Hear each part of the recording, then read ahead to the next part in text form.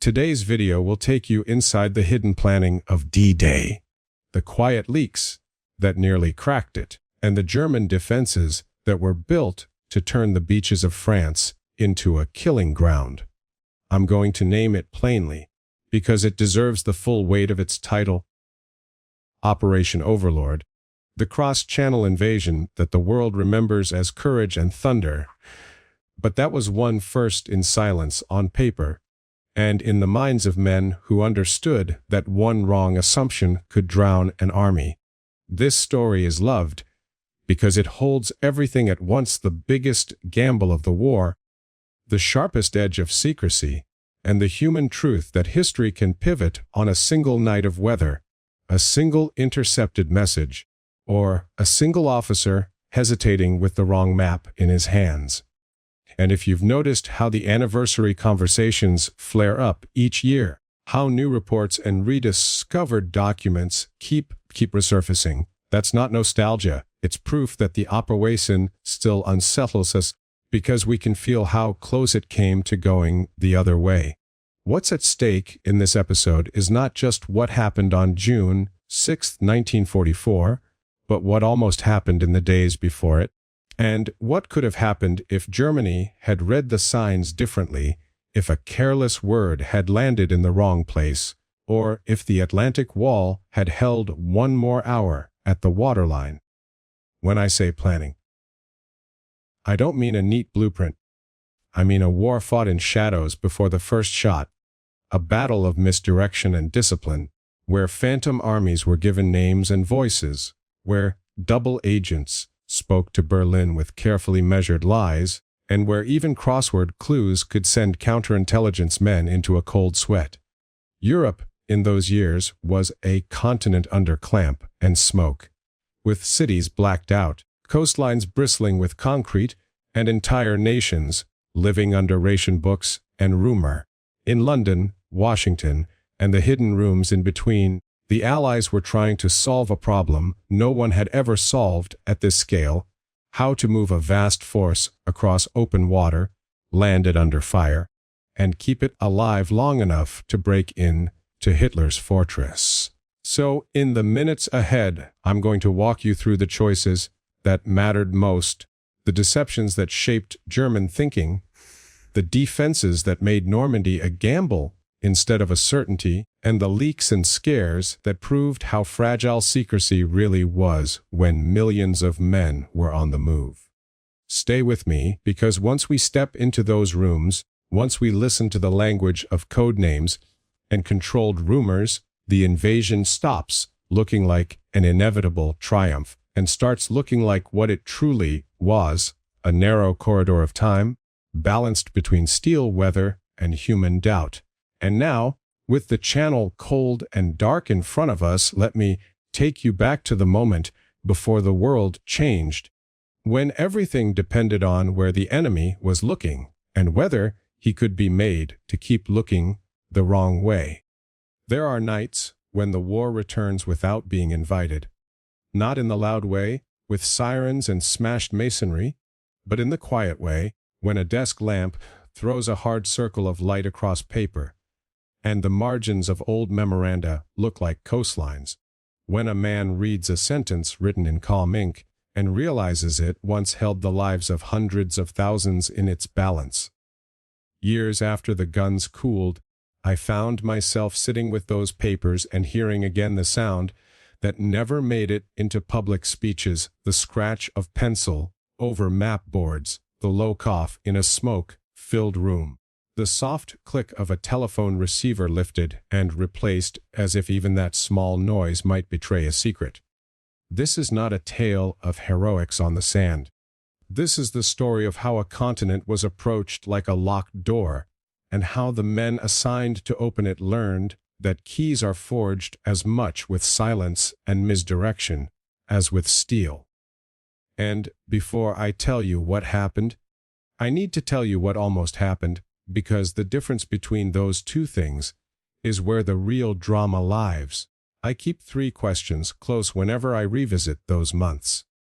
First, what if we had chosen the obvious door, the narrowest sea crossing, the place every German officer stared at on his wall map. Second, what if the enemy had not only expected us, but had believed us at the right moment, in the right place, with the right force? Third, what if the secret had not slipped out through a spy's radio set or a broken cipher, but through something so ordinary that no one would ever think to guard it? A word penciled into a puzzle, a careless remark overheard by a child. Those three questions are not parlor games. They are fault lines. Follow any one of them far enough, and you can feel history begin to tilt. So let me begin the way the planning began, with constraints, with arguments, with ships that did not yet exist, and with a coastline that could kill you before your boots found dry ground. In the summer of 1943, the war had reached a strange threshold. The Axis still held vast stretches of Europe, but the tide had begun to turn. The Allies were learning to coordinate across oceans and languages, learning to build a single, grinding machine out of separate national instincts. And yet the central problem remained brutally simple. To defeat Germany, we had to return to France. That meant a cross-channel invasion. It meant putting men, vehicles, guns, fuel, food, engineers, doctors, signalers, and all the rest onto beaches under fire. It meant doing in one morning what most armies would not attempt in a lifetime. And it meant doing it with an enemy who had been waiting for exactly that.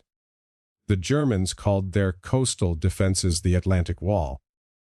The phrase had a kind of theatrical arrogance, as if concrete and steel could replace strategy, as if a line drawn on a map could stop an army that owned the sky and the sea.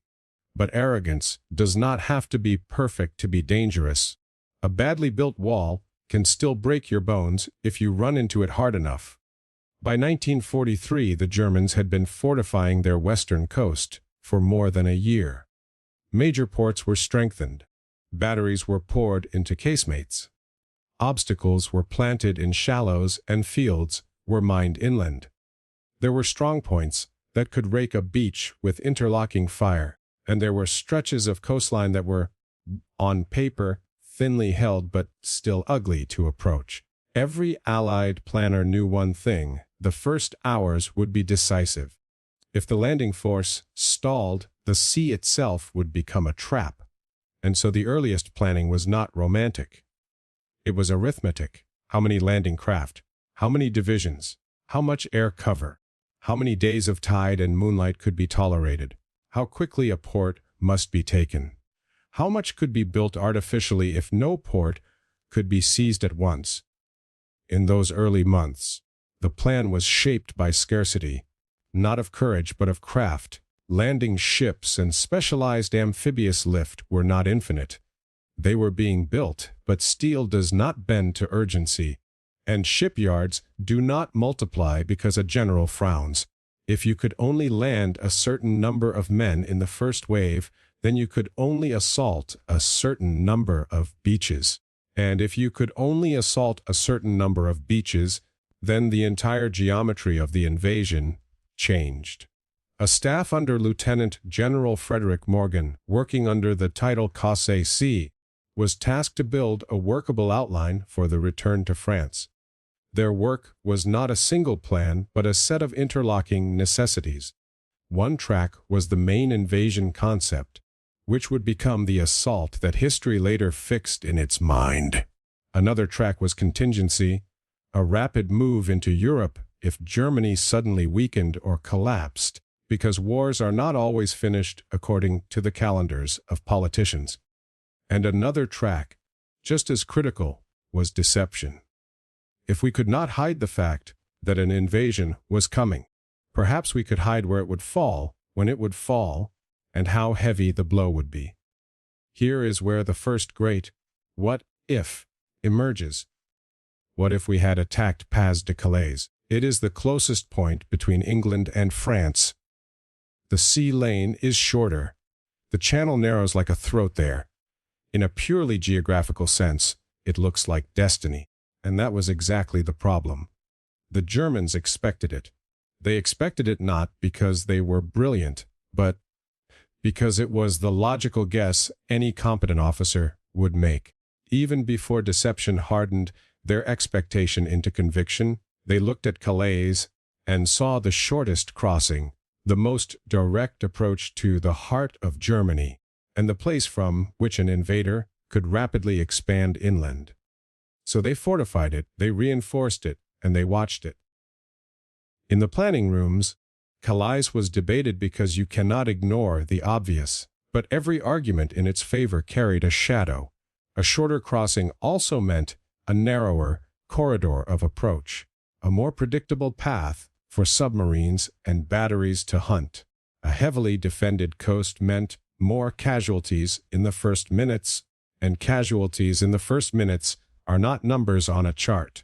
They are leaders knocked out, radios broken, engineers dead beside their demolition charges, the momentum of the assault suddenly bleeding away.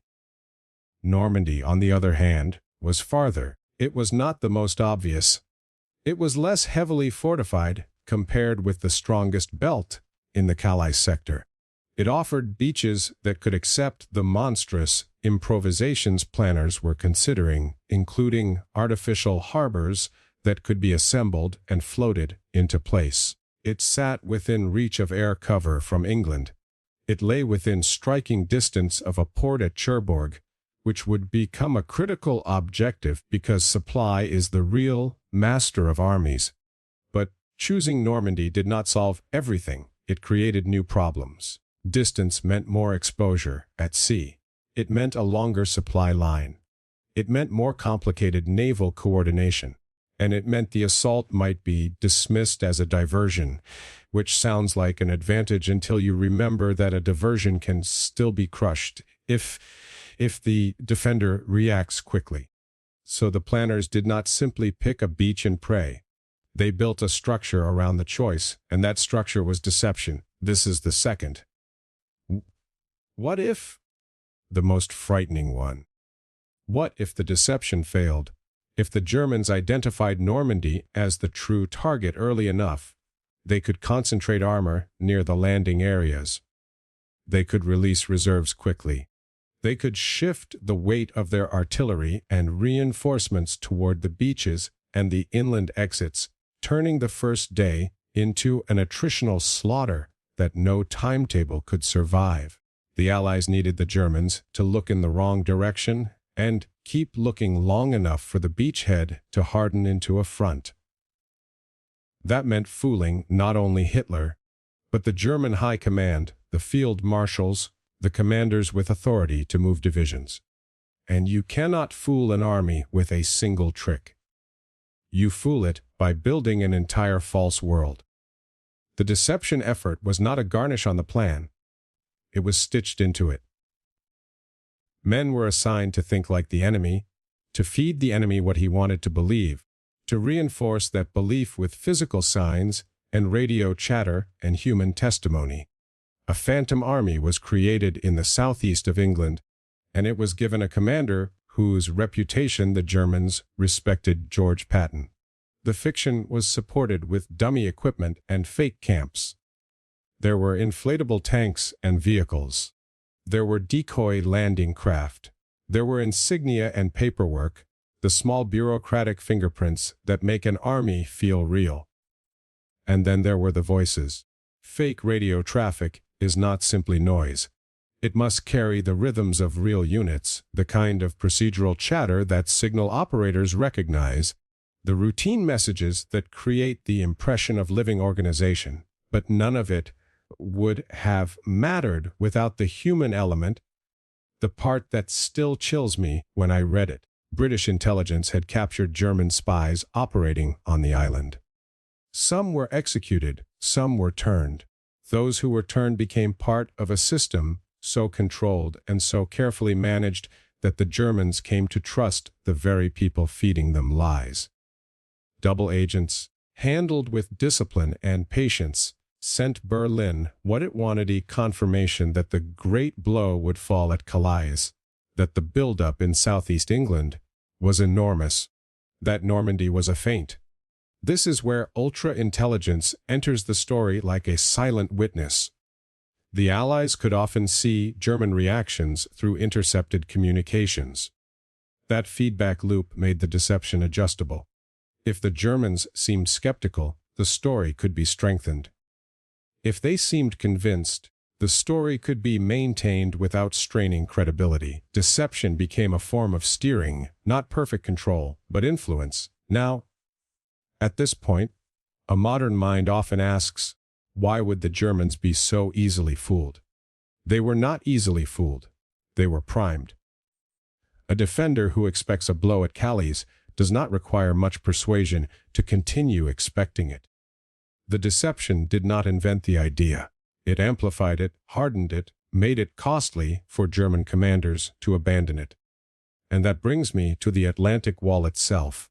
Because it was not a uniform line, it was a patchwork shaped by fear, resources, and geography. The Germans had to defend thousands of miles of coastline. They did not have enough first-rate divisions to make every mile lethal. So they concentrated strength where they believed the threat was greatest. Calais drew the weight. Normandy, though defended, was not reinforced to the same degree, and that difference mattered. But Normandy was no open shore. Its defenses were sharp in places, and one must not mistake, weaker than Calais. 4. Weak. Along the beaches, obstacles were planted between high and low tide, some designed to tear the belly out of a landing craft, others rigged with mines. There were hedgehog-like iron crosses, Belgian gates, concrete posts, angled logs, and other inventions whose purpose was simple: slow the attacker in the killing zone. Behind the beaches were bunkers and casemates. Some were camouflaged, some were set to command the exits, the narrow paths off the sand into the fields beyond. Machine guns and artillery were arranged so that a man running forward might be hit not from in front, but from the side by fire sweeping across the beach in long, controlled lines. One strong point near Omaha, later identified and catalogued with the precision of engineers, consisted of multiple casemates and positions manned by a relatively small number of soldiers, but armed well enough to multiply its effect. This is the WWII lesson of fixed defenses. A few men in the right concrete can hold back many more if the attacker is forced into predictable lanes. Allied planners studied these defenses with an intensity that bordered on obsession. They knew that obstacles could be cleared, but only if engineers survived long enough to reach them. They knew that bunkers could be neutralized, but only if naval gunfire and airstrikes could hit what was small, hardened, and often hidden. And they knew that the worst thing that could happen on the morning of the invasion was not panic, but delay. Because delay brings daylight, and daylight brings accuracy, and accuracy brings death. So they adapted. They created specialized armor and equipment for obstacle clearing, for mine clearing, for bridging. They planned to land at times when obstacles would be visible. They argued over tide and moon, over weather and cloud cover. They built timetables that read like the inner workings of a clock, because once the first wave was launched, the machine could not easily be stopped. Now let me return to the third. What if? The one that sounds absurd until you understand how secrets really die. What if the plan leaked through ordinary life? It is tempting to believe that great operations are compromised by great betrayals. A general sells a plan. A cipher clerk takes money. A spy hides a microcamera. Those things happen. But secrecy is more often eroded by the human need to talk, to share the weight of what one knows. A soldier tells a sweetheart he is leaving soon. An officer mentions a code name in a bar. A man uses a word out of habit because he has been hearing it for weeks. And then someone else hears it. In the spring of 1944, as the invasion build-up grew, England changed texture. There were camps, convoys, new faces in unfamiliar uniforms, whole landscapes of activity that could not be fully hidden even under strict discipline. The authorities tried. There were restrictions, orders, compartmentalization. Men were told what they needed to know and not much more. Movements were controlled. Letters were watched. People were reminded over and over that loose talk could kill. And yet, in May, a peculiar scare rippled through the counterintelligence world. Words began to appear. Not in a radio intercept. Not in a captured dispatch. In a crossword puzzle. Imagine the scene. A man in intelligence, perhaps in a rare quiet moment, works a puzzle in a newspaper. His eye catches an answer. Something that should be harmless, a common American place name. Utah. In ordinary times, Utah is merely a state, but in that moment, in that context, it was also the name of a landing beach that had been treated as a secret label, a way to talk about a location without speaking it plainly. And then there were others. Omaha. Mulberry. Neptune. Overlord. Later, other beach names appeared. Juno. Gold. Sword. If you are sitting at a desk with access to the most guarded plan in Europe, and you see those words printed casually in a daily paper, your stomach does not remain calm. The mind races. Is this a signal? Is someone warning the enemy? Is there a leak inside the planning apparatus so wide that even a newspaper puzzle compiler knows the words? The response was swift because it had to be. Security cannot afford to shrug at coincidence. Counterintelligence lives by mistrust. The compiler was questioned. His methods were examined. The chain of possibility was traced. And the answer, when it came, was both relieving and unsettling. Relieving because there was no sign of espionage, no evidence of deliberate betrayal. Unsettling because the explanation was so human. The compiler, it was learned, sometimes asked schoolboys for word ideas. Boys eager to be clever supplied unusual terms they had overheard. And because soldiers had been stationed nearby and code names were not always guarded in every casual moment, the boys had picked up the words without understanding their meaning. A secret, or at least the shape of a secret, had drifted into the public sphere not through treason, but through the porous boundaries of daily life. The incident became a parable among those who cared about such things. It showed that even the tightest plan has seams, and the seams are often stitched with ordinary thread. Now, here is where the storyteller in me must be disciplined. Did that crossword incident compromise the invasion? There is no solid evidence that it did. The Germans were already convinced the main blow would come at Calais. The code names alone did not reveal the date or the true location.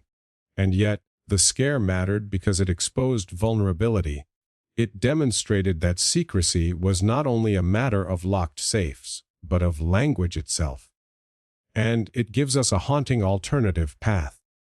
What if it had not been schoolboys and coincidence? What if one of those printed words had been noticed by someone who understood exactly what it meant and had the means to act?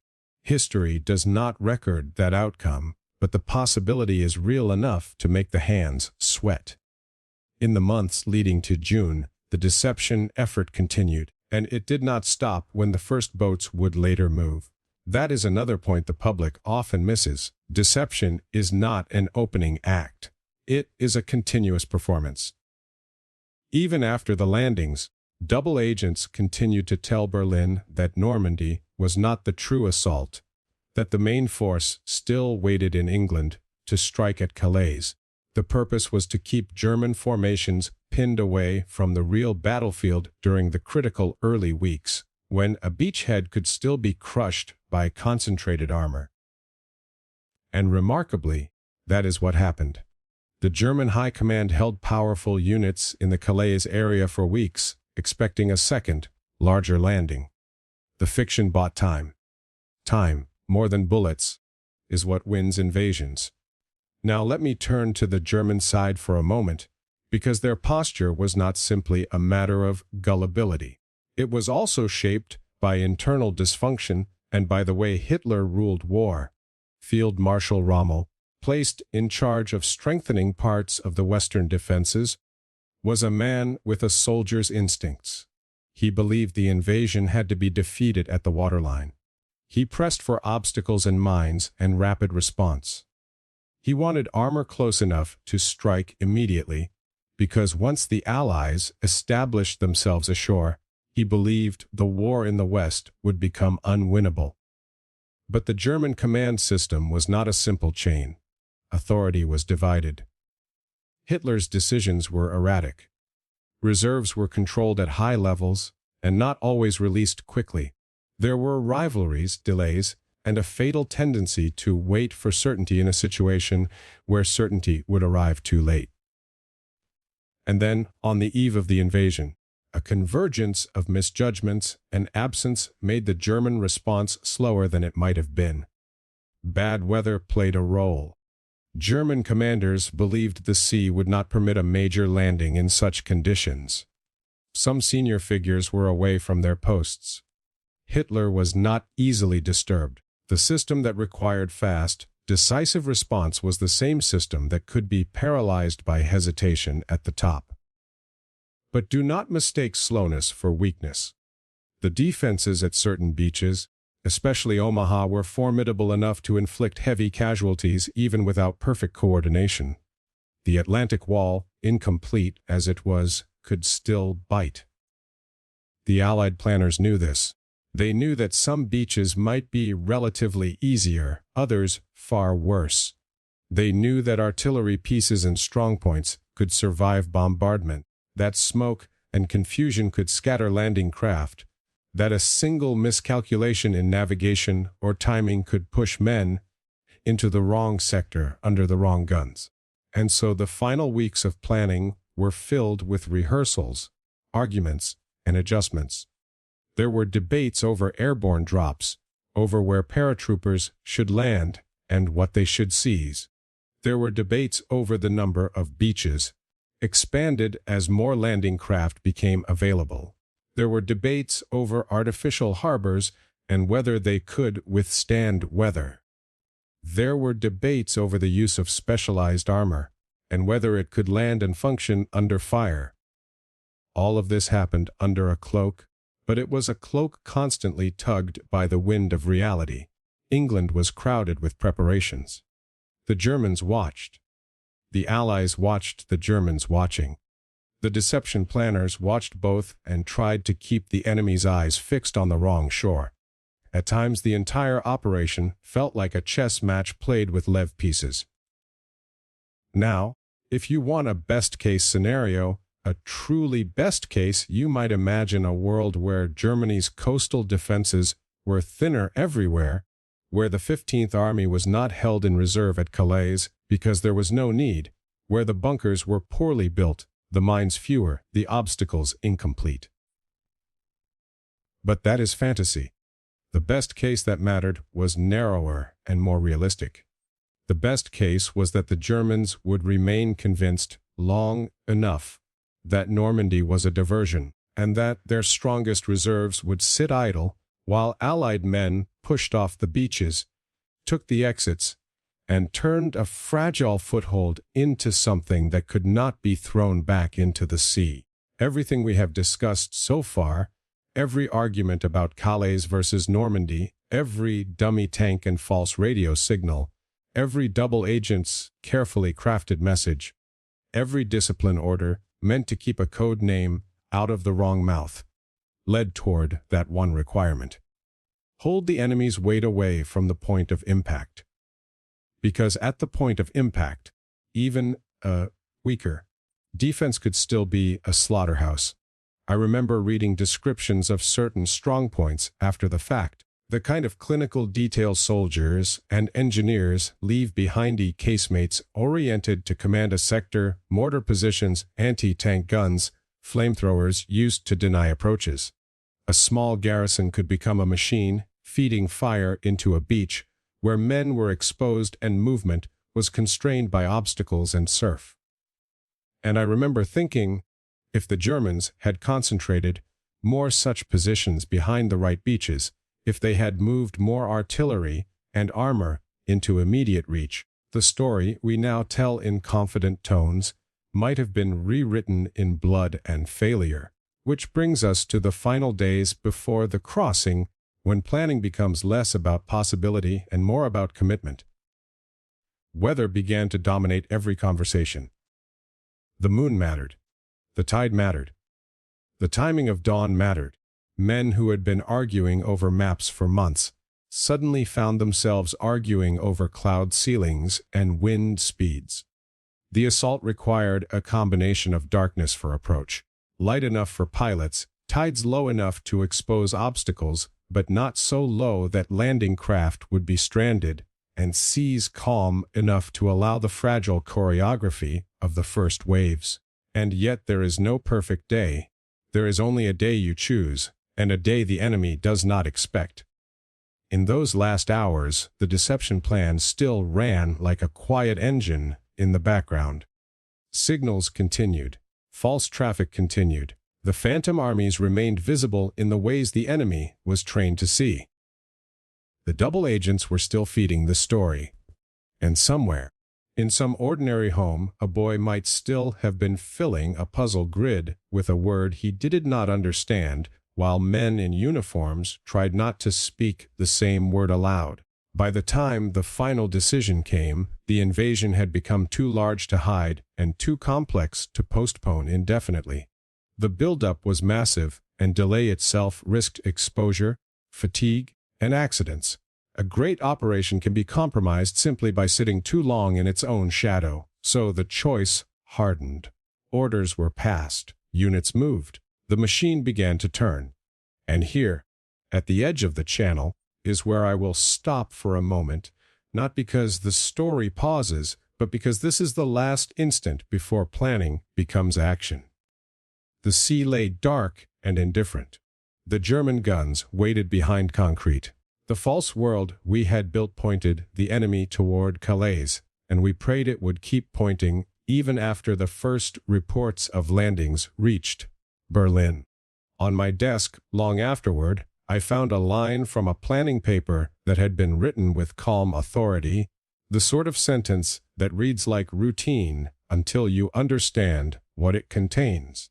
It was a statement of intent, a statement that assumed men would do what they were told, that waves and wind would obey forecasts, that deception would hold, that defenses could be breached, that a coastline could be forced. Everything depended on that assumption, and within hours we would learn whether it was true.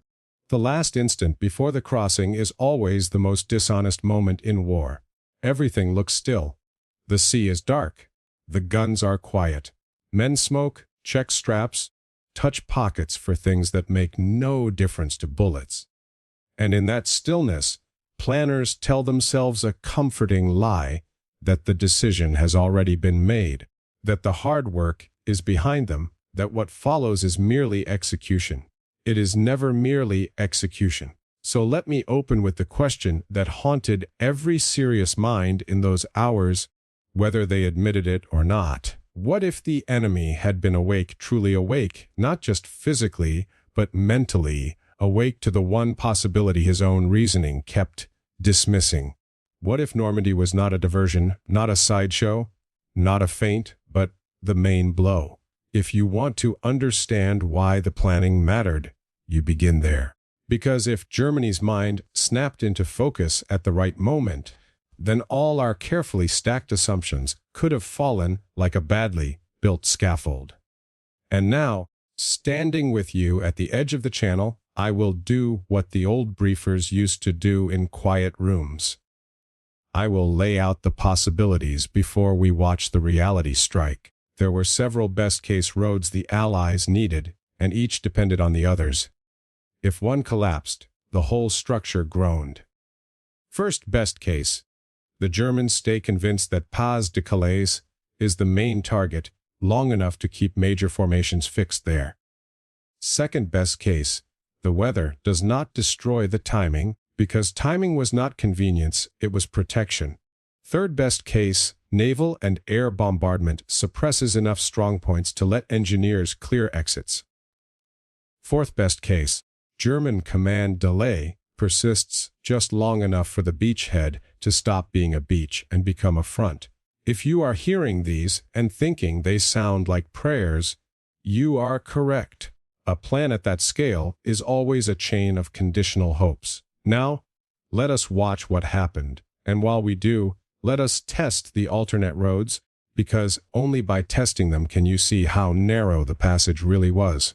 In the first days of June 1944, the weather became the loudest voice in every room. Clouds and wind did what German divisions could not. They complicated everything. They introduced doubt. They offered the Germans a reason to relax and offered the Allies a reason to gamble. The Germans believed an invasion required fair conditions. Many Allied officers believed the same.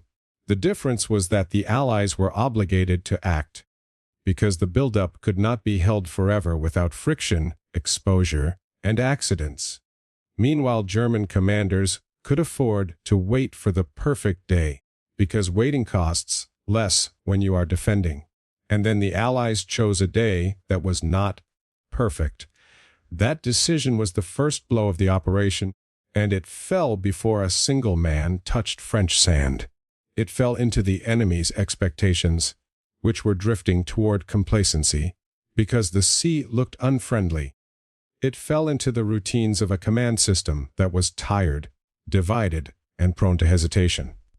There is a moment, just before midnight turns into morning, when a harbor packed with invasion craft seems like a city holding its breath. Orders are passed in voices meant to be calm. Officers watch the line of men as if they are trying to memorize faces without admitting it. In that hour, no speech matters. Only movement matters. Out in the dark, a second war was already underway, the war of misdirection.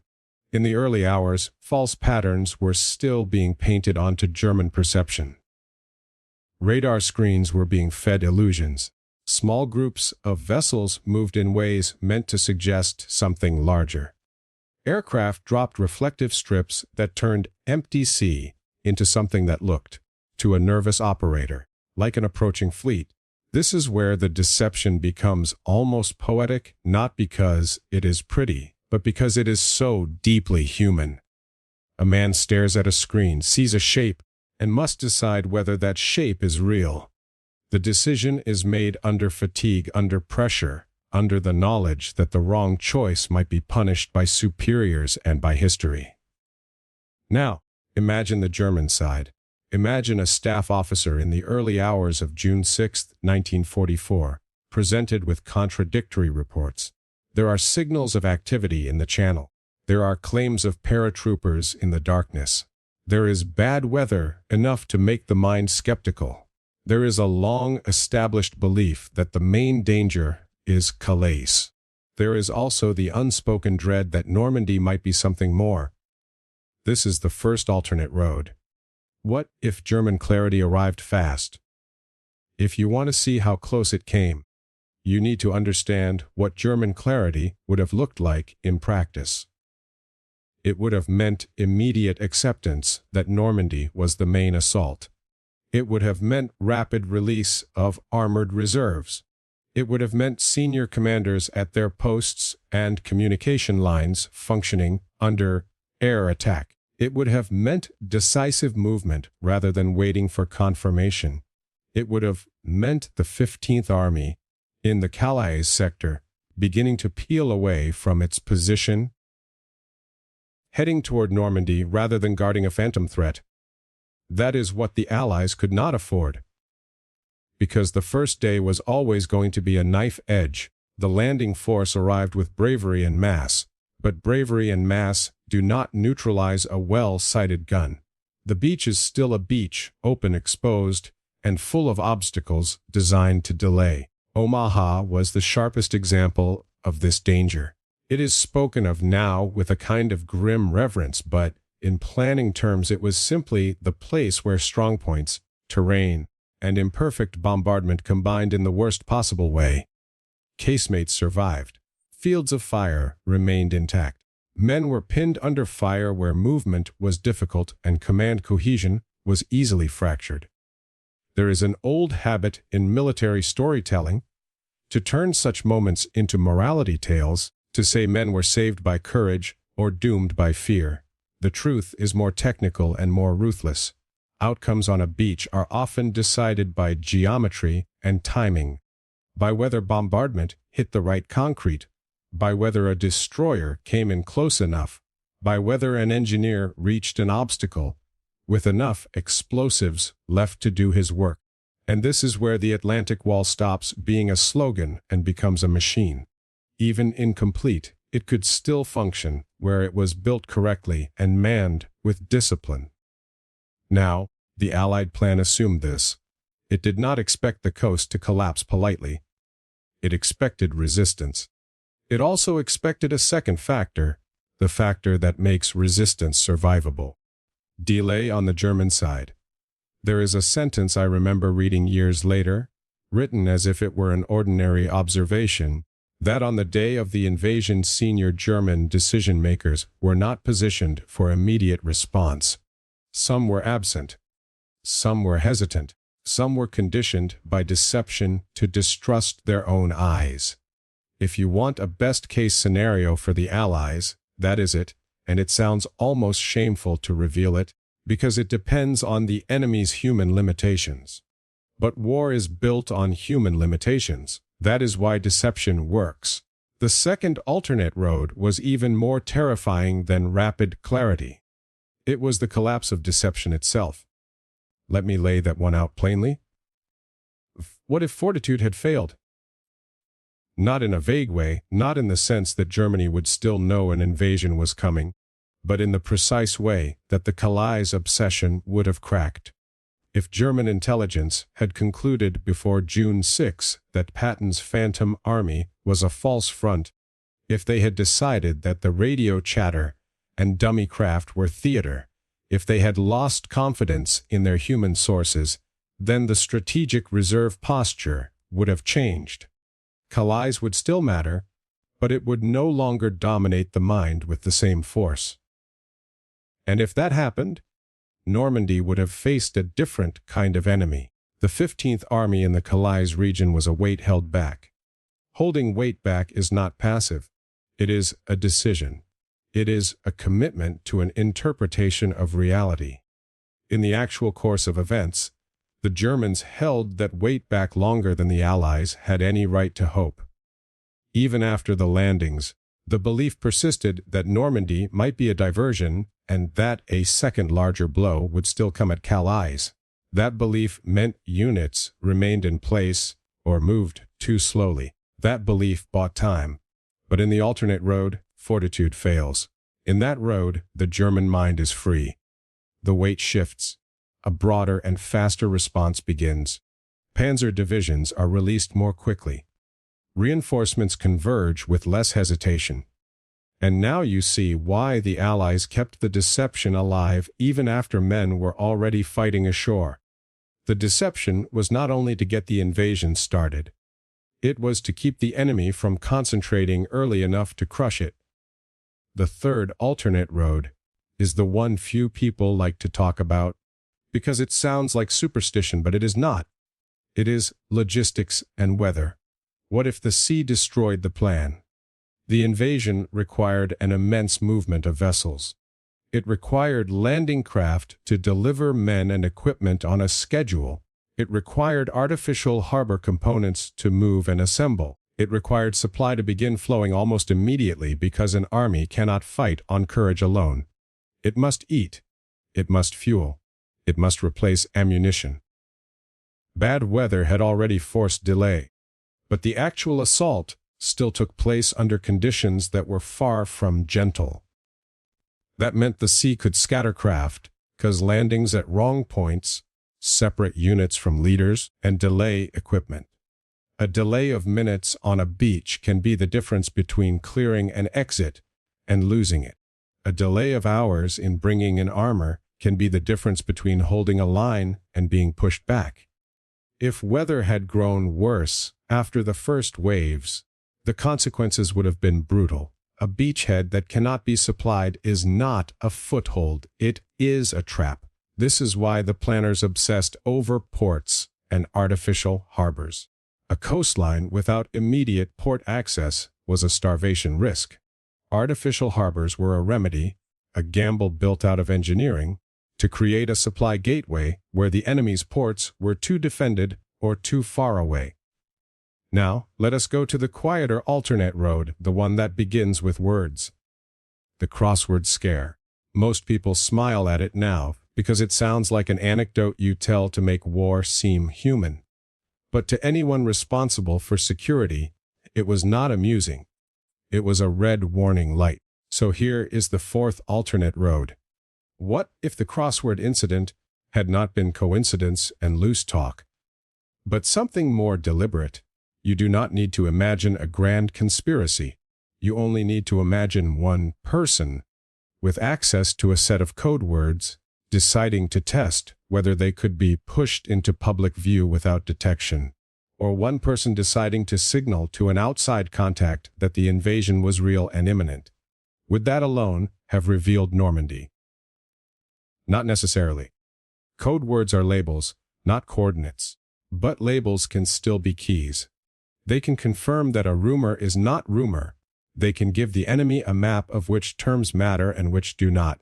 The MI5 response, swift and intense, reveals what security officers understood. A leak does not need to be complete to be lethal. It only needs to reduce uncertainty. In the actual course, the explanation that schoolboys heard words and passed them along may sound far-fetched, but the broader truth stands. The war effort had swollen England with men and material. Human beings cannot live under pressure without speaking. Even disciplined people slip. Even careful people relax at the wrong moment. The best case for Allied secrecy was not perfection. It was that the enemy's existing belief structure would absorb the noise and continue pointing toward Calais. And that is what happened. Now, let me bring you back to the beaches, because this is where the story becomes physical. The first waves arrived under fire. Some landings went more smoothly. Others were hit harder. The differences were rooted in 1,000 factors. The state of local defenses, whether bombardment hit its mark, whether obstacles were intact, the terrain beyond the beach, and the presence of specific German formations. I remember studying later how certain German units, thought to be static or weak, fought more stubbornly than expected. I remember the particular sting of a well-trained German division positioned in the wrong place from the Allied perspective, arriving undetected and inflicting greater casualties on men hitting the sand. When intelligence is imperfect, war is always a wager. At Omaha, the wager nearly failed. This is not the place for exaggerated horror. You do not need it. The plain facts are enough. Defenses were strong. Fire was heavy. Progress was slow. Leaders were lost. Units mixed. Engineers faced obstacles under dangerous conditions. Naval fire had to be adjusted, sometimes brought closer, because the bunkers had survived more bombardment than hoped. In places, destroyers moved in and fired at close range to suppress strongpoints. That is an image that stays with you, not for its romance, but for its desperation. Great plans sometimes require improvised blunt force to survive their first hour. Now, keep your mind on the German side again. Because while men struggled on the sand, the German command system was still trying to interpret what it was seeing. Reports came in, paratroopers, landings, naval bombardment. Yet the deception, the long-prepared narrative, still exerted gravity. The mind of the defender was still pulled toward Calais. The defenders still expected the main assault to be there.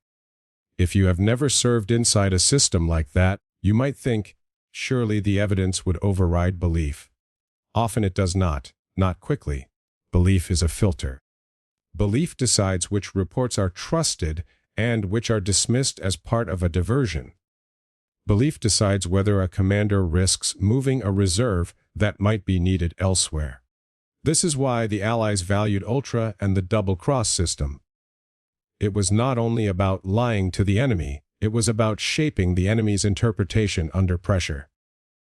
Now, I want to speak directly to you because this is where the what-if question becomes personal. If you were sitting in German headquarters that morning, what would you have done?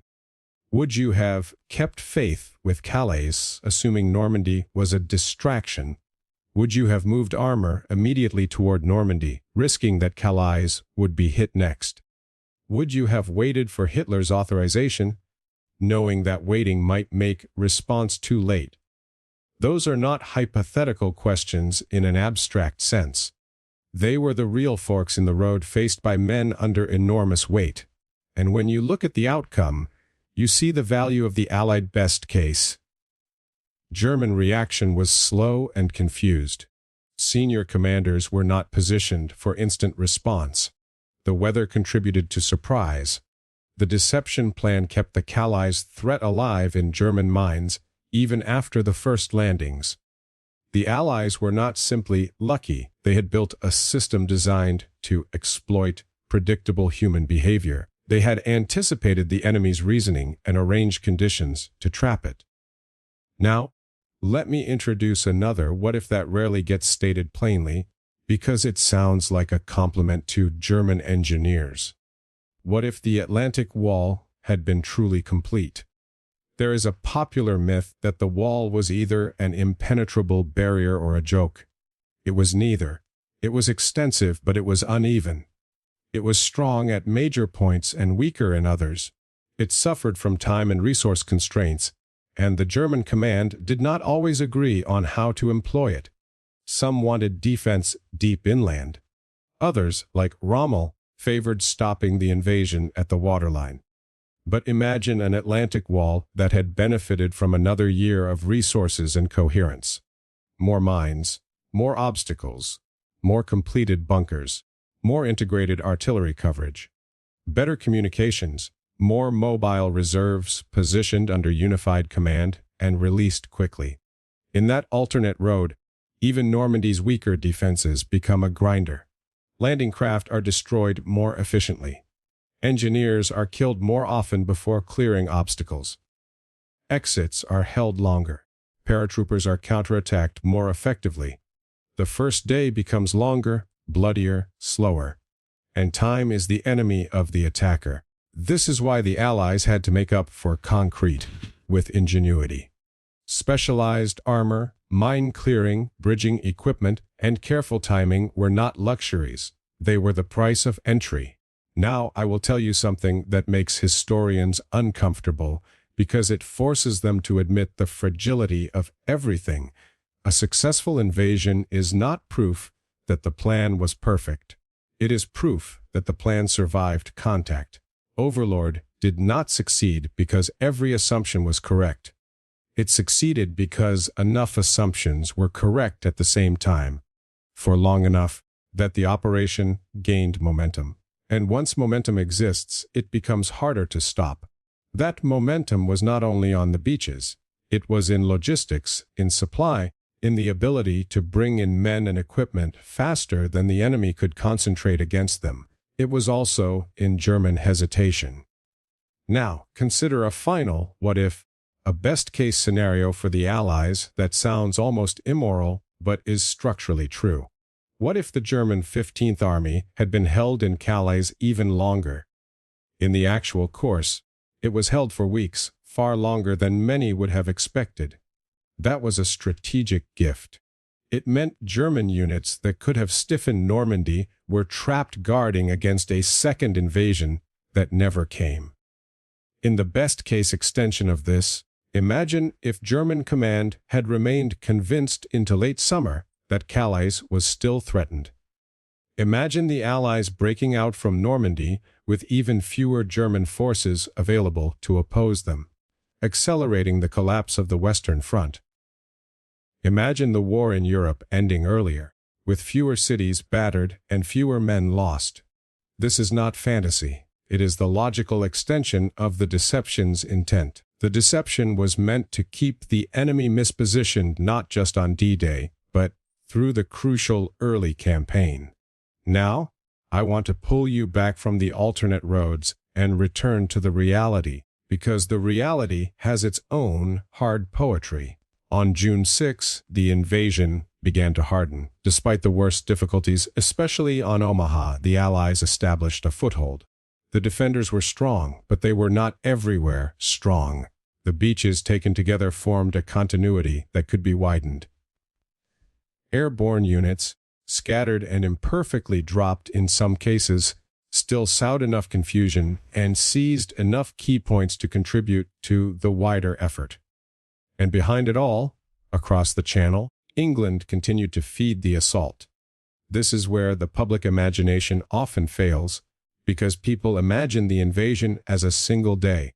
In truth, the first day was the opening of a supply wharf. If supplies flow, the beachhead grows teeth. If supplies are delayed, the beachhead remains soft. The artificial harbor concept, the push toward Cherbourg, the emphasis on opening and maintaining supply lines, these were not secondary, they were the heart.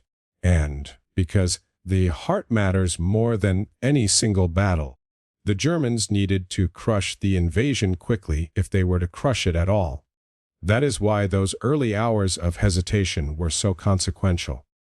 Now, let me tell you what I think is the most important historical lesson from those papers, and it is also the lesson that makes this story worth arguing about with your friends at a table long after the lights are low. The invasion did not hinge on one secret. It hinged on a system of secrecy, a system that included deception operations at strategic scale, counterintelligence control over enemy agents, disciplined messaging, compartmentalization, and constant fear of accidental leakage. It included physical deception, dummy equipment, false radio traffic, and misleading signals. It included careful selection of terrain and timing, a deep study of German defenses, and specialized equipment to deal with those defenses. And it included one more ingredient that never gets celebrated, because it is not heroic. It included bureaucracy, it included deadlines, memos, planning staffs, interlocked subplans, contingency planning, and the unglamorous work of turning uncertainty into orders. Now, as we move forward from the first day into the early campaign, the questions sharpen. Because once the Allies were ashore, the deception had to keep working long enough for the beachhead to become unbreakable, and the Germans still had choices. They could continue to cling to Calais. They could release reserves too late. They could be paralyzed by conflicting intelligence. Or they could finally admit the truth and concentrate what they had left against Normandy. So let me leave you with the next hook, the one that sits like a coin on the edge of a table, ready to fall either way. What if, 3 days after the landings, the Germans had called the deception's bluff, released the 15th Army decisively, and hurled everything into Normandy before the Allies could fully consolidate? Would the beachhead have held? Would the campaign have slowed into stalemate? Would the war in Europe have stretched longer, reshaping the post-war world in ways the planners could not have predicted? Those are not idle questions. They are the kind of questions that keep historians honest, because they force us to see that victory is not a simple tale of inevitability. It is a narrow corridor walked in bad weather, under imperfect information, with concrete and steel waiting on one side, and the cold sea waiting on the other. And in the next stretch of this story, we will walk inland, away from the waterline, into the real contest that followed, where deception, defenses, and human decisions continued to collide long after the first footprints dried on the sand. What if the Germans had done the one thing every Allied planner feared most? Not on the morning of the landings, but on the morning after. Not a speech, not a proclamation, not a dramatic counterstroke staged for posterity, but a cold, immediate decision, a release order, a set of rail movements.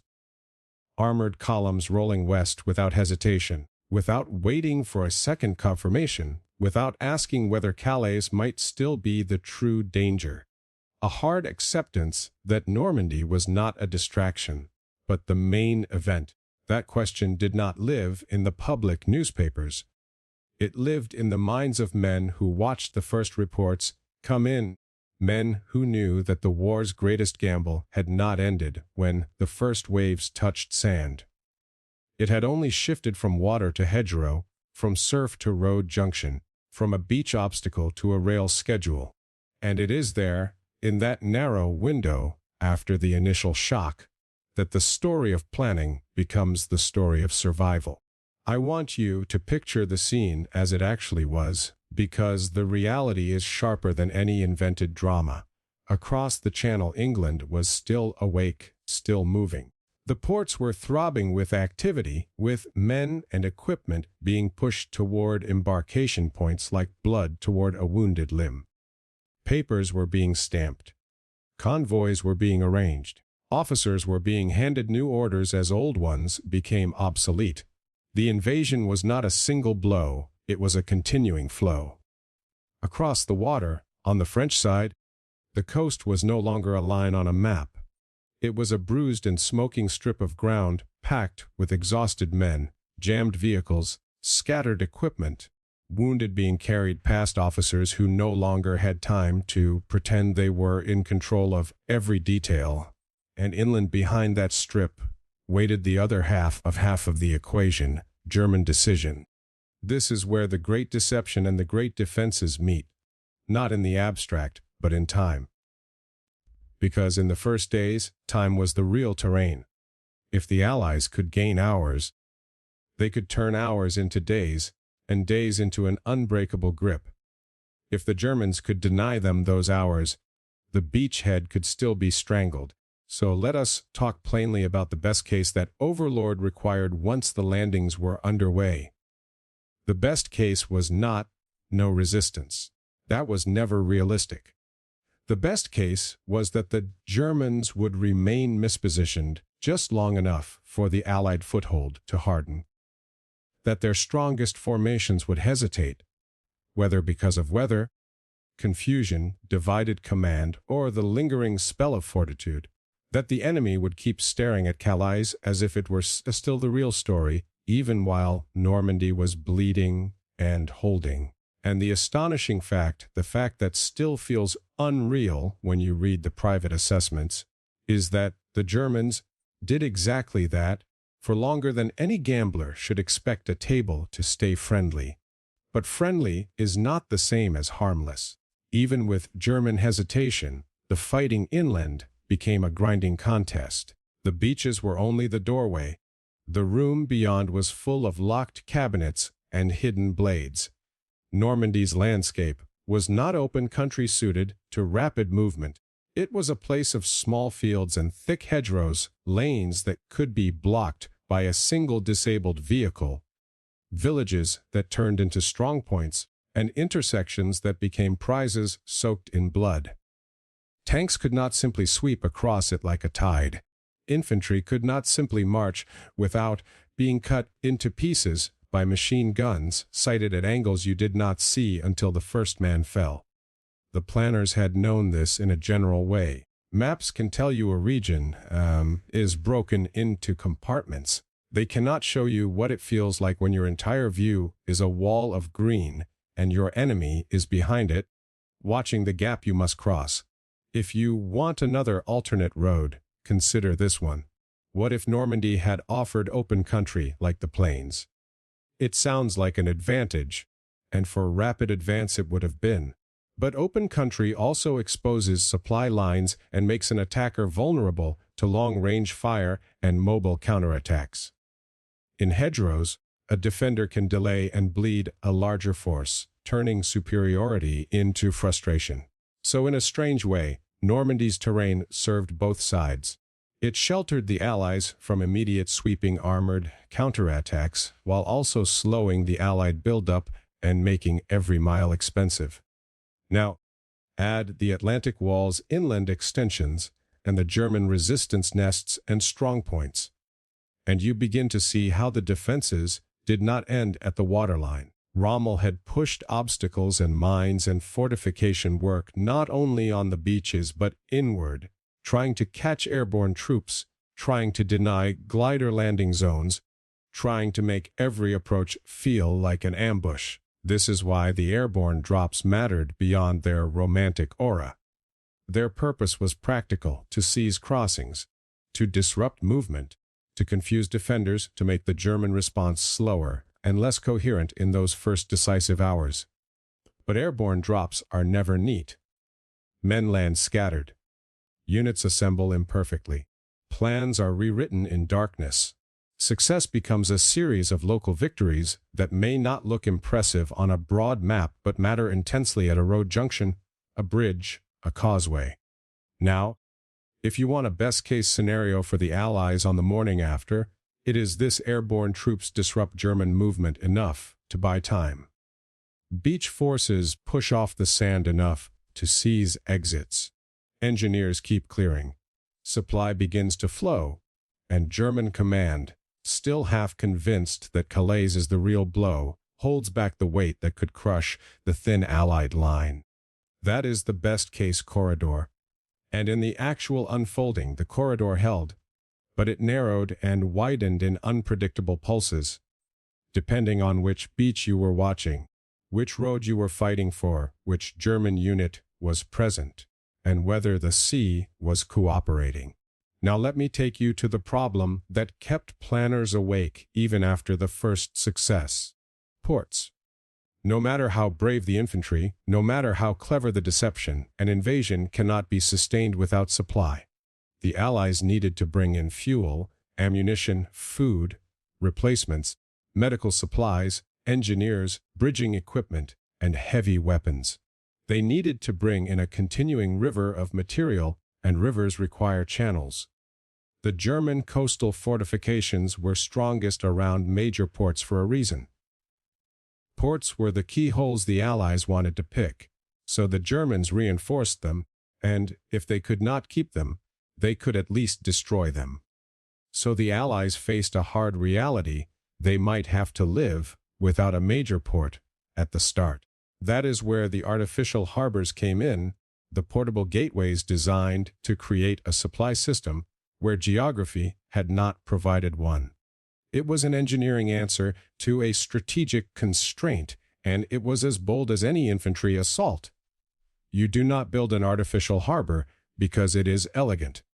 You build it because the alternative is starvation and failure. Now here is a what if that is rarely discussed outside professional circles, because it is not glamorous, but it could have ended the entire enterprise. What if the artificial harbors had failed completely? Not partially damaged, not delayed, completely failed. The sea is not sentimental. Storms do not care about the effort invested in steel and concrete. A violent enough blow can tear apart months of engineering in hours. And there was such a storm in those early weeks, a hard reminder that the Germans were not the only enemy. Had the artificial supply system been entirely ruined, the Allies would have faced a crisis more dangerous than any local counterattack. A beachhead without supply becomes a mausoleum waiting to be filled. In the actual course, the situation was harsh but survivable. One artificial harbor suffered catastrophic damage, while another continued to function, becoming a lifeline. That difference between total loss and partial survival is one of those quiet pivots on which history turns without telling the public. So if you want a best-case scenario for the Allies that sounds almost absurdly mundane, it is this: at least at one supply gateway must keep working. Not beautifully, not without strain, but enough. Because enough means the invasion lives. Now, while the Allies fought for supply, the Germans fought for time in the opposite direction. The German high command had to decide how to respond. The defenders on the ground could fight fiercely, but without reinforcements and mobile reserves, local strength becomes isolated strength. This is where the German command system, with its divided authority and its dependence on Hitler's will, became a liability. Decisions were delayed. Reserves were held back. Arguments over where the main blow would fall continued to distort movement. And fortitude, like a lingering fever, kept whispering to the enemy, "Mind Calais." One of the most effective lies is not the lie that convinces you of something new. It is the lie that keeps you from changing your mind when new evidence arrives. Now, let me make this personal, because this is where the narrative must not drift into sterile analysis. I remember reading the German assessments written after the fact, the defensive reports that tried to explain why reaction was slow. Weather was cited. Communications were cited. Absences were cited. Deception was cited. And behind all of it, you could sense the deeper truth: Germany was defending an empire with a command system that could not move at the speed the situation required.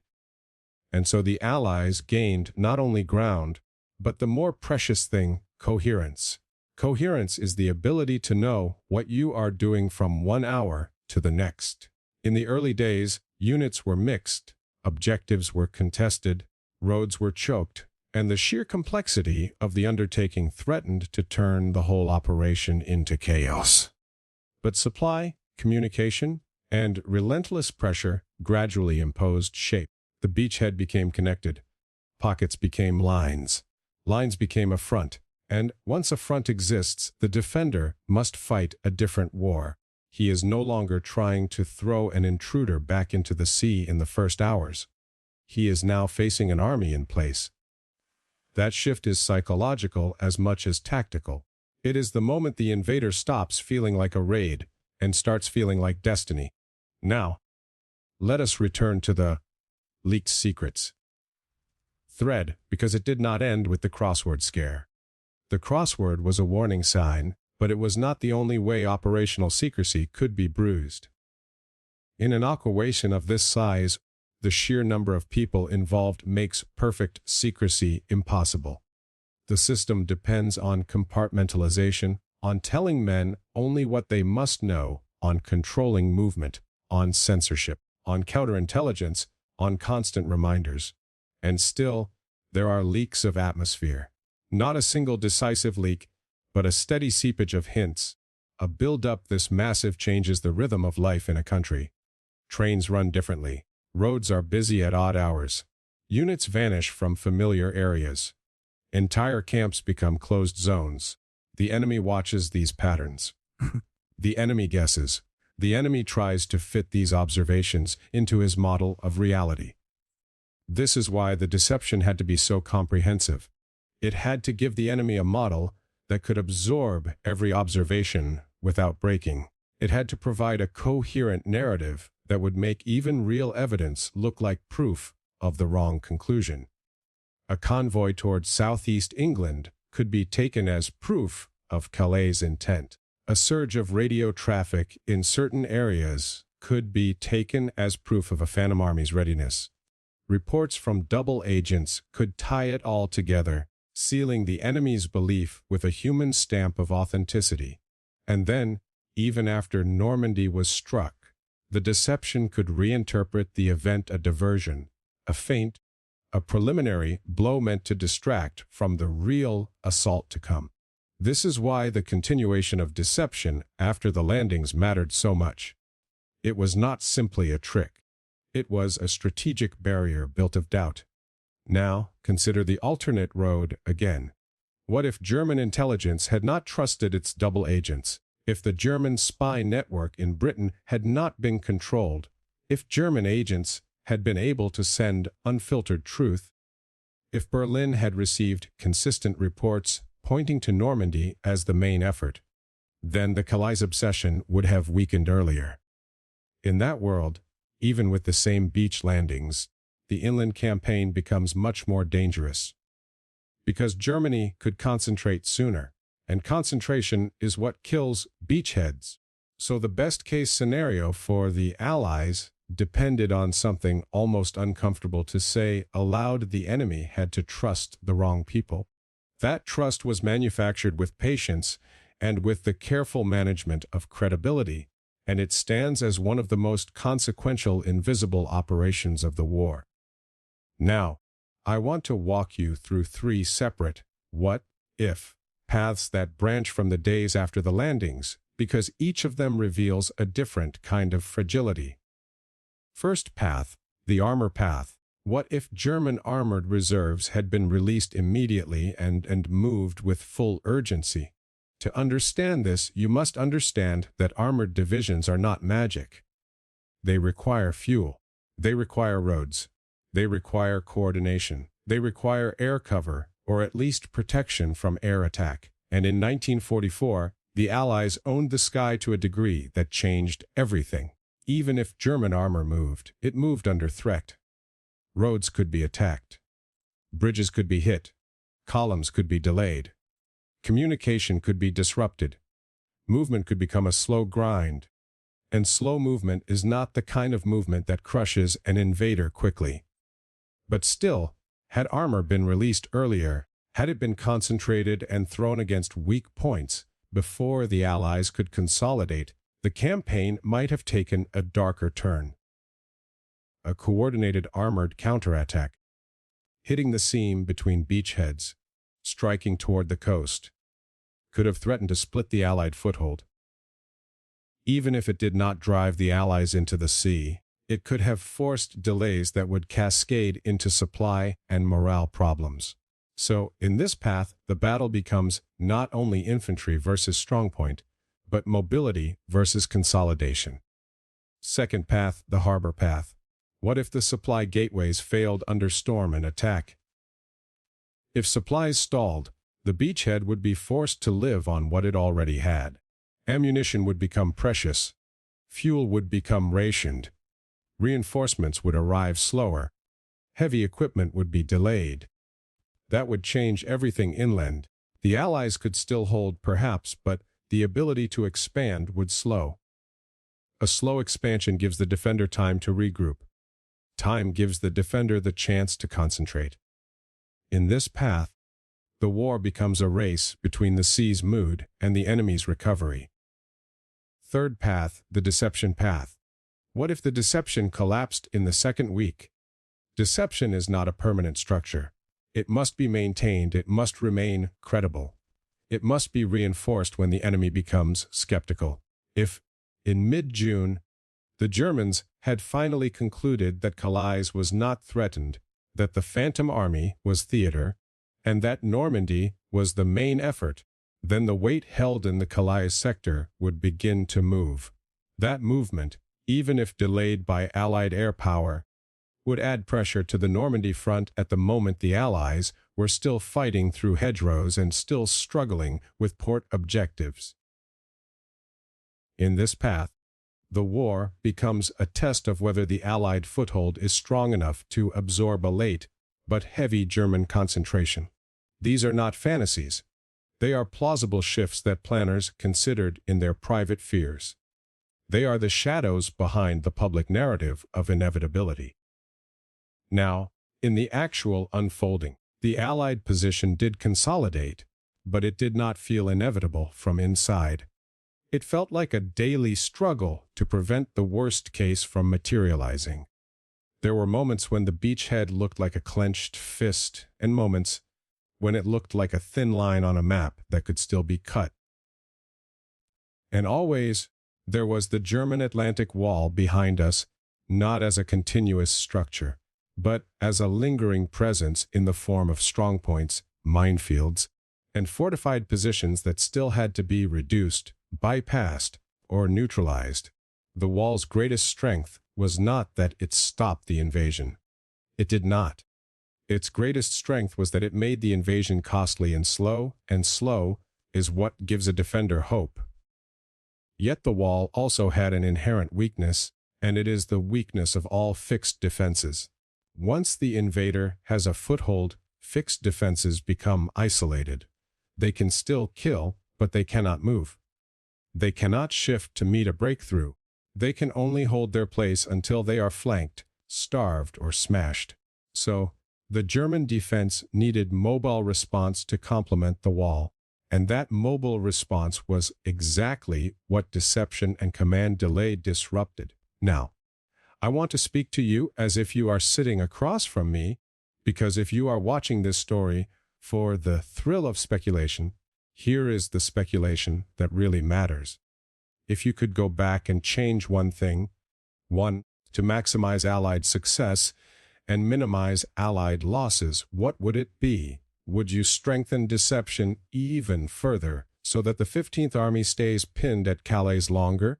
Reducing German pressure in Normandy? Would you improve bombardment accuracy so that key strongpoints are neutralized more effectively, especially at the beaches where resistance proved most lethal? Would you alter the landing craft allocations earlier so that more beaches could be assaulted at once, spreading defenses thinner and reducing the intensity of fire at any single point?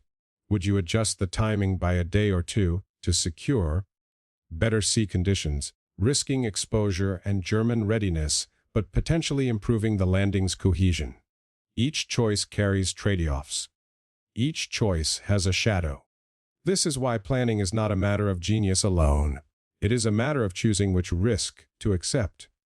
Now, let me tell you what I believe was the single most underappreciated factor in the days after the landings.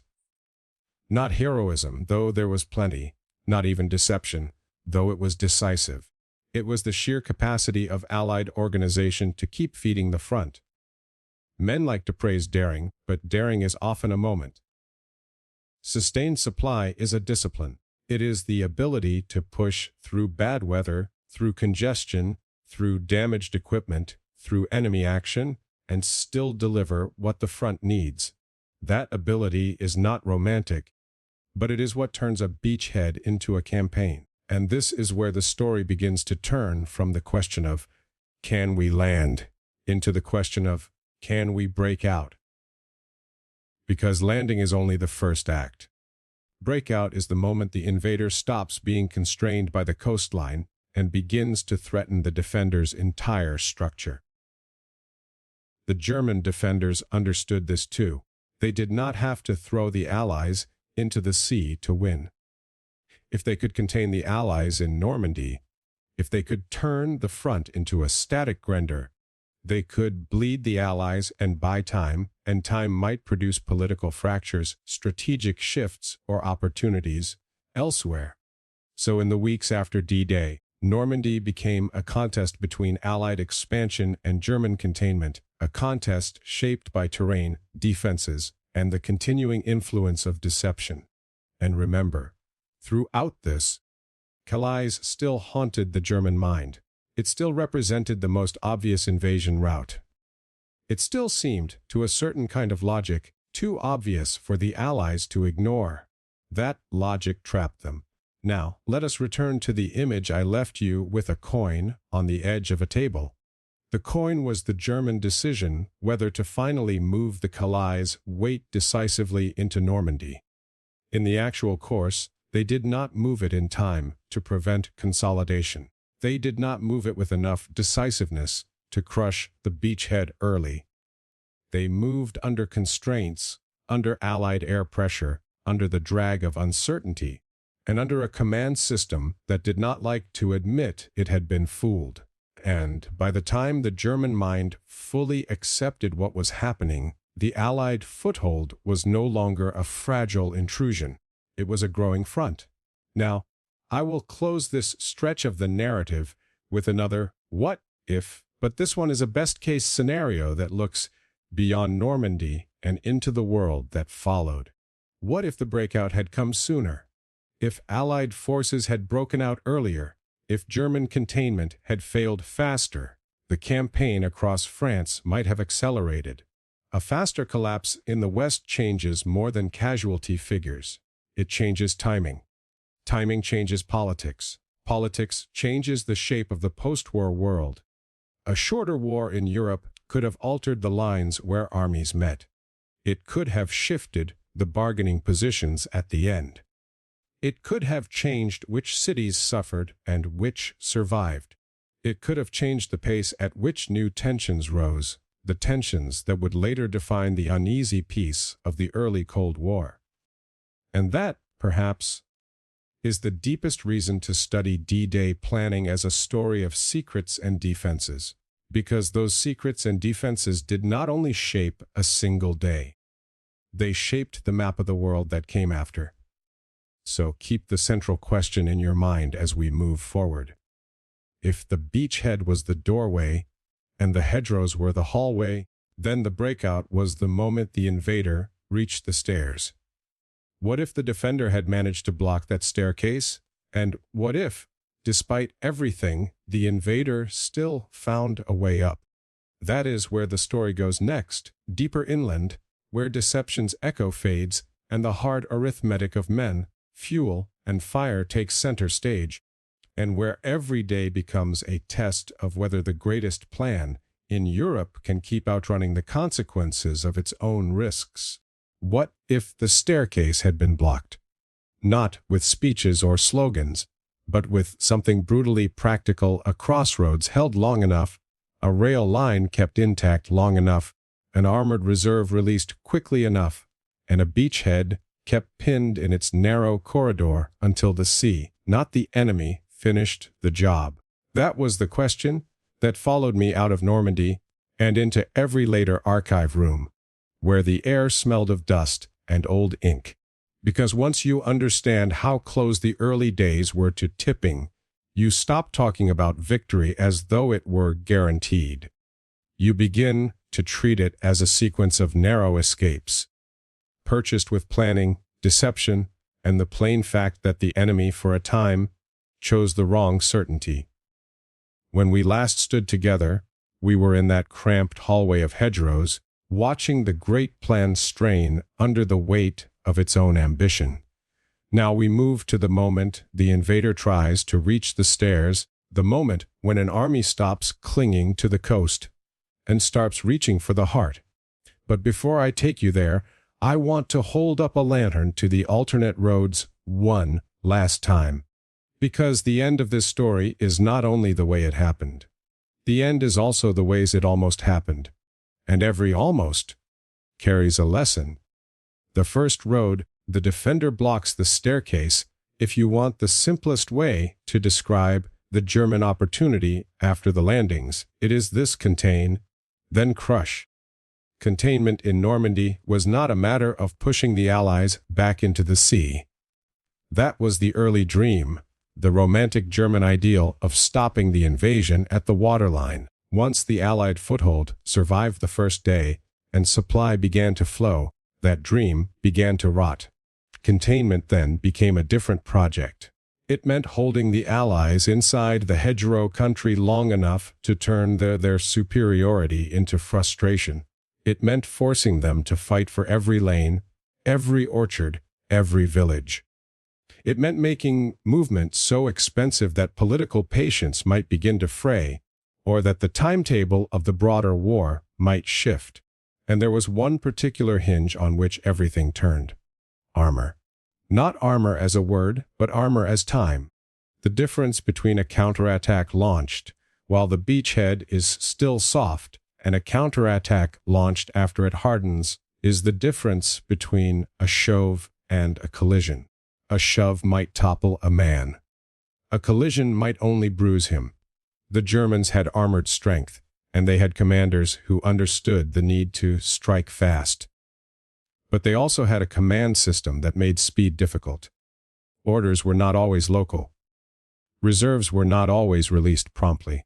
And above it all sat a leader who treated certainty as a personal possession, something he could withhold until it suited his temperament.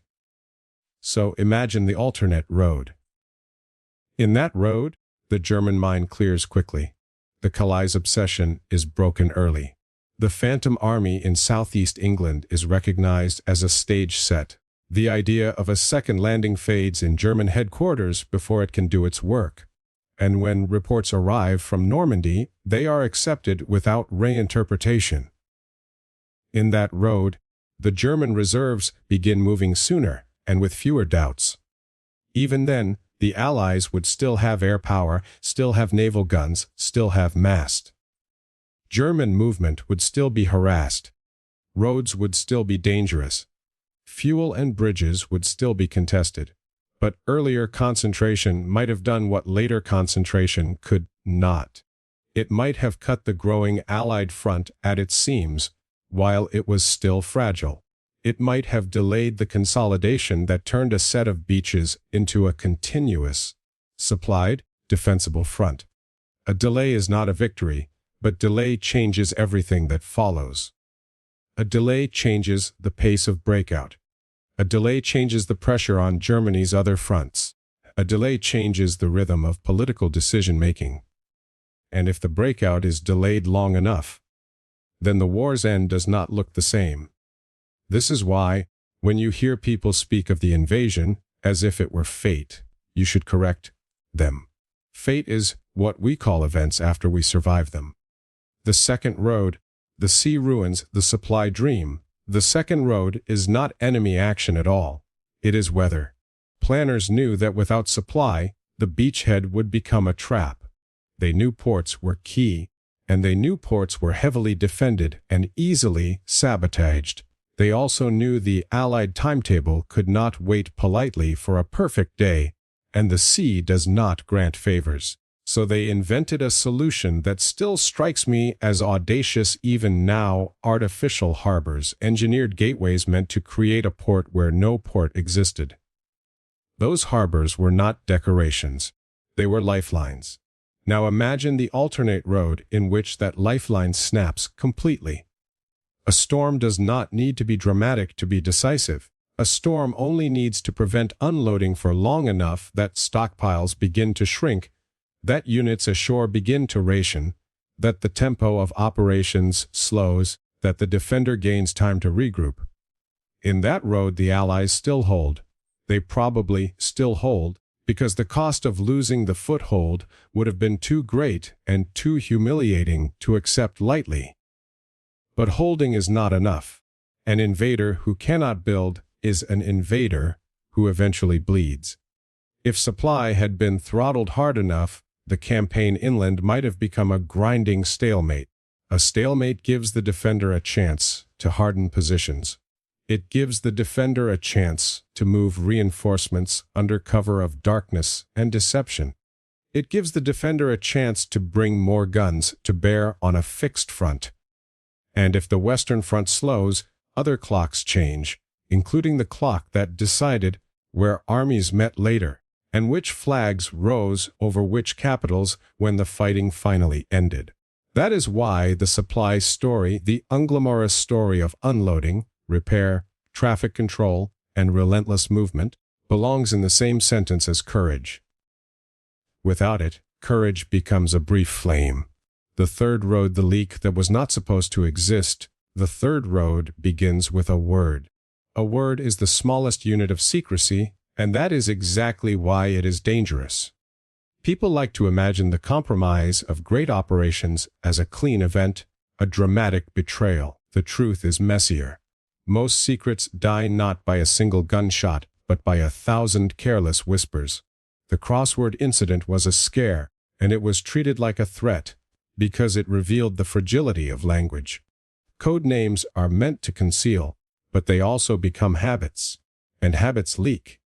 In the actual course, the incident appears to have been coincidence amplified by proximity, schoolboys overhearing, passing along words without grasping their weight. If you are in intelligence work, that explanation is both comforting and terrifying. Comforting because it suggests no organized betrayal. Terrifying because it suggests that even without betrayal, secrecy can still be punctured. Now, imagine the alternate road, where that incident is not innocent. Imagine a man with access deciding to test the perimeter of secrecy, placing code words where they can be seen, waiting to see whether the system reacts. Imagine that reaction coming too late, or not at all. Imagine those words being noticed by the wrong eyes, by someone with an ear to the German networks, someone who understands that words like that do not appear by chance in such a cluster. Would that alone have given Germany the date and place? Not necessarily, but it would have reduced uncertainty, and uncertainty is what deception feeds on. If you reduce uncertainty enough, the defender's mind becomes less pliable. The defender becomes harder to mislead. So the lesson is not whether that incident changed the outcome. The lesson is that outcome depended on guarding not only maps and memos, but language itself. And that lesson did not end in 1944. The real road when the hallway finally opens. Now, let me take you back to the actual road, because the actual road was hard enough. Once the beachhead held, the war's character in Normandy became a contest between Allied expansion and German containment. The hedgerows turned every advance into a small siege. The Germans fought for crossroads and villages because those were the locks on the doors of movement. The Allies brought mass and industry to bear, but mass is not the same as speed. A tank cannot charge through a thick hedge as though it were smoke. An infantry unit cannot see what lies beyond a green wall until it is already engaged. Every field became a compartment, and every compartment became a fight. Here the planning showed its other face. Not the grand map decisions, but the quiet equations, specialized equipment, engineer units, the discipline of supply, the patient work of communication. The Atlantic Wall, which had tried to stop the invasion at the coast, now took on a different role in memory. Its coastal concrete had not been enough, but inland defenses, mines, resistance nests, and the persistence of strong points still forced the Allies into a kind of methodical warfare. It was not a dash, it was a push. And then, gradually, the hallway began to open. Breakout does not arrive like a trumpet. It arrives like a weakening in the defender's grip, like a seam that starts to tear. It arrives when the attacker finally has enough supply, enough coordination, enough space to maneuver, and the defender no longer has the reserves or cohesion to seal the gap. When that seam tears, everything changes at once. Fixed defenses become liabilities. Strong points are bypassed. The defender is forced to retreat or be encircled. The attacker's speed becomes a weapon. This is the moment planners had been trying to buy from the beginning. This is why deception mattered. This is why delaying German concentration mattered. This is why holding weight in Calais mattered. Because once the attacker can move, the defender's whole structure is threatened. Now, there is a best-case scenario hidden inside this moment. If the breakout comes sooner, the war in the West accelerates. If the war in the West accelerates, the endgame shifts. And here, we arrive at the most uncomfortable what if of all, because it points beyond Normandy and into the shape of the world afterward. The last road, a shorter war, and a different post-war world. People speak of the end of the war in Europe as though it were one ending. It was not. It was a sequence of endings, and each ending depended on where armies stood when Germany's resistance finally collapsed. The Western Allies pushed east. The Soviet armies pushed west. Between them, a map was being drawn not only with ink, but with bodies and fuel, with rail lines captured and bridges blown, with cities taken intact or taken ruined. So what if the breakout had come earlier? By weeks rather than days, by momentum rather than inches. What if German resistance in the West had cracked sooner, forcing retreats that turned into routes earlier than they did? What if the Western Allies had reached certain key points sooner, before the other front reached its own? You do not need to romanticize this to see its weight. Timing changes meeting points, and meeting points change post-war bargaining positions. Borders are often justified after the fact, but they begin as military facts on the ground. This is not a story of one side being virtuous and the other side being villainous. It is a story of how the end of a war creates a vacuum, and vacuums are filled by the forces that arrive first. In the real world, the end of the war produced a new tension, a cold tension that did not require constant gunfire to be felt. It required distrust, surveillance, influence campaigns, and the kind of secrecy that had once been reserved for war, now being applied to peace. And when I looked at early Cold War documents later, I found echoes of Normandy everywhere. Not in the names, but in the habits. The obsession with deception. The belief that the opponent's perception could be shaped.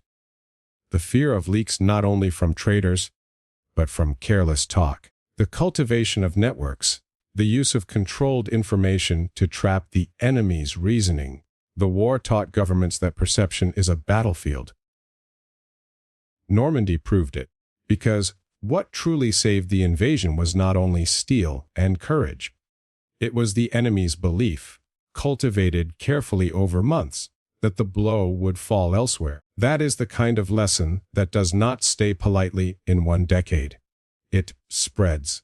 Tying the threads together now, if I were forced to explain this entire story in one breath, without ornaments, it would sound like this: a massive invasion required not only men and ships, but a decision about where to strike, a plan to keep the enemy looking elsewhere, and an answer to a coastline built to kill.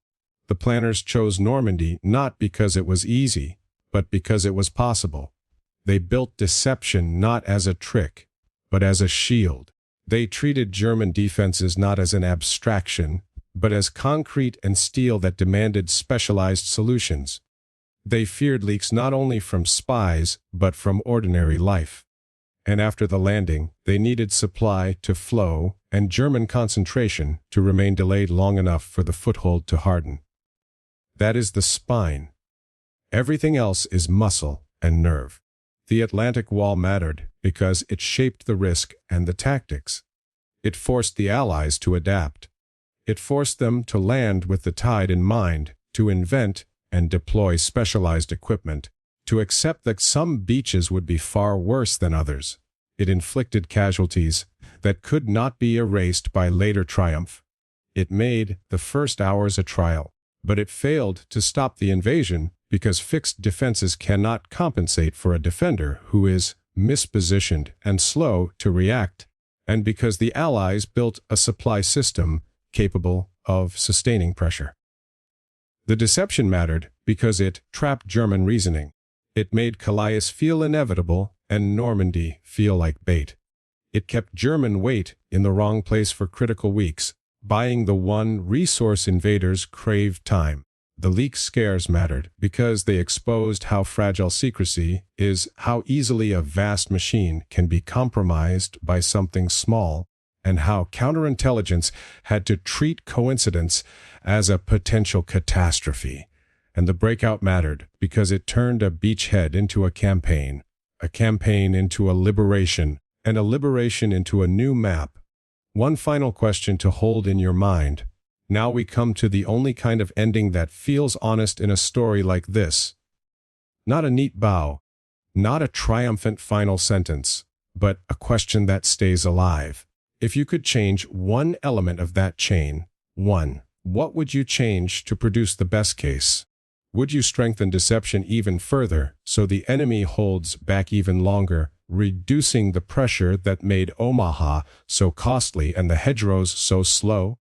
Would you improve the precision of the bombardment so more strongpoints are neutralized early, letting engineers clear exits faster, and reducing chaos on the beaches? Would you alter the timing to avoid the weather risks, knowing that delay itself carries the danger of exposure and the danger that German readiness hardens? Or would you accept the invasion exactly as it happened, with all its imperfections, and argue that its very risks were part of what made it unpredictable enough to succeed? There is no safe answer. That is the point. Because the planning of D-Day was not a single plan. It was a stacked gamble, each layer protecting the next, deception protecting landings, landings protecting supply, supply protecting breakout, breakout protecting the endgame. And when I step back from the documents, when I stop listening to the calm tone of official prose and remember what those sentences really meant, I come away with one lasting image. Not the coastline, not the flags.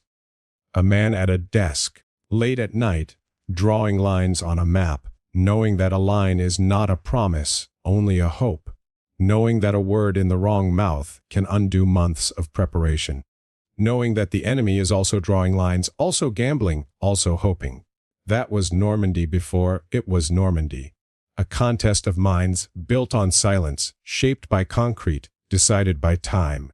And if you want the most truthful way to carry it forward like this. Ask yourself, Every time you hear someone say, a great event was inevitable, what had to go right for it to happen, and what had to go wrong for it to fail? Then ask what you would have done sitting in those rooms, with the sea outside, the enemy across it, and the knowledge that by dawn the world would either change forever or snap back with brutal force. Hold that question. Argue about it. Push it until it breaks or becomes solid. Because that is how you honor the real story. When the last gunfire fades from the coastline, the world likes to pretend it understands what it has witnessed. It likes to summarize it into a date, a name, a photograph of men moving through surf, and a neat sentence about liberation. But I have never been able to leave it there, not after following the trail of decisions and silences that brought that day into existence. Because what we have just walked through was not only an invasion. It was a contest of perception, a quiet war fought in the mind before it was fought on sand. It was the long discipline of secrecy, the careful planting of false certainty, and the unforgiving arithmetic of concrete defenses that were designed to make the sea itself feel like a weapon. The significance is not only that the Allies landed and held, it is that they proved something the post-war world would never forget, that modern power is built as much on information as it is on steel. From that point onward, the map of Europe was not shaped only by armies moving, but by intelligence moving, by signals intercepted, by stories controlled, by doubts placed like stones in an opponent's shoe. The same habits that protected Overlord did not vanish when the guns went quiet. They simply changed uniforms. And in the years that followed, as new tensions hardened into a colder kind of conflict, the old lessons returned under new names: deception, counterintelligence, compartmentalization, silence. But there is a cost to that kind of victory, and it is not paid only by the men who fall. It is paid by those who carry secrets so long they begin to live inside them. It is paid by the ordinary lives tightened by censorship, by guarded conversations, by the constant fear that a loose word can undo months of preparation. It is paid in the strange loneliness of knowing the truth and being unable to say it until the moment has passed and the world has moved on. And yet, I cannot call it wasted, because in those days, secrecy was not vanity. It was protection. It was the thin wall between a foothold and a graveyard. It was the difference between German armor arriving at the right hour and arriving too late. It was the difference between the Atlantic Wall being a death sentence and being an obstacle that could be survived when you stare long enough at the planning behind D-Day. You realize the invasion was not only fought by the men who stormed the beaches. It was fought by the planners who chose Normandy, by the engineers who prepared answers to concrete and mines, by the intelligence officers who kept the enemy looking toward Calais, and by the quiet machinery of organization that kept supplies moving when weather and chaos tried to tear the whole operation apart. Now, as I close these pages in my mind, I keep returning to a smaller image than any battlefield. A desk, a lamp, a sheet of paper that has been handled so often the edges have softened. A man leaning in, listening to the scratch of a pen, knowing that every line drawn on a map is a promise made to someone he may never meet. In the next room, I imagine the hard rhythm of a typewriter, steady and indifferent, turning uncertainty into orders. And beyond those walls, the sea, waiting. That is the part the world rarely holds on to. Not the headlines, not the speeches, but the quiet, human weight of responsibility that sits behind every great movement of history. So here we are at the end of the chronicle, with Normandy no longer a secret, yet still not fully understood. We can measure the miles of defenses, count the obstacles, list the code names, and trace the deception until it looks tidy on a chart. But the truth remains larger than any chart. The outcome depended on timing, on belief, on the enemy's hesitation, and on the stubborn insistence of a plan that refused to collapse even when it should have. Now I want to hear from you, because the best histories do not end with a narrator. They end with an argument. If you had been sitting in the German command rooms that week, would you have broken the spell and moved everything to Normandy at once? Or would you have kept guarding Calais, convinced the real blow was still coming? Thanks for watching! If you enjoyed this video, hit that like button, subscribe to our channel, and turn on notifications to stay updated on our uploads. And as I step away from the desk and the light falls quiet again, one thought follows me, as persistent as the tide, that a war of this size can turn on something as small as a rumor, and that the most dangerous battlefield is often the one no one can see.